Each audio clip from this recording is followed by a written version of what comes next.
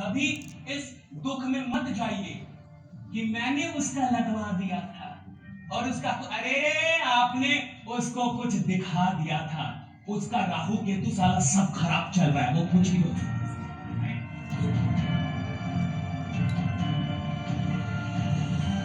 आपने काम किया। और एक बात याद रखिए, अगर कोई भी इंसान इस दुनिया में गरीब है, दुख में है, तो क्या वो आपके चलते है? क्या आपका कंट्रीब्यूशन है उसकी गरीबी में? क्या आपने उसे गरीब रखा है? वो अगर गरीब है तो प्रकृति के चलते है, अपने पूर्व जन्म के कर्मों के चलते है, या फिर ईश्वर या फिर ब्रह्मांड की किसी शक्ति के चलते हैं, या फिर अपनी सोच विचार आदतों के चलते हैं, चरित्र के चलते हैं, ज्ञान के चलते हैं। आपका उसकी गरीबी में कोई कंट्रीब्यूशन नहीं है।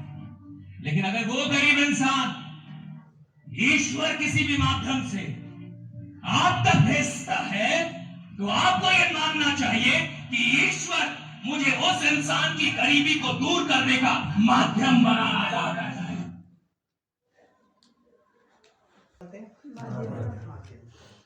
क्या मुझे किसी ने करोड़पति बनाया? नहीं। मुझे किसी इंसान ने प्लान दिया जैसे हमने आपको दिया।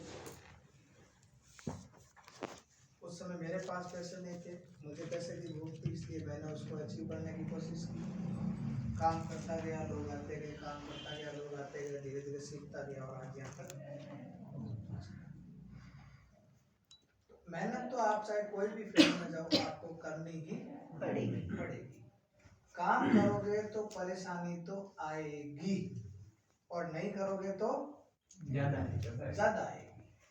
लेकिन जब काम करते हुए परिस्थिति अगर आती है, तो आज तक के मार्केट में आपका कोई सहयोगी नहीं है, लेकिन हमारे यहाँ पे उस परिस्थिति में हम आपके साथ सुख दुख में खड़े रहते हैं। उस समय हम आपको उठाने के लिए अप्रिशिएट करते हैं और मार्केट में आपकी टांग खिंचाई होती है।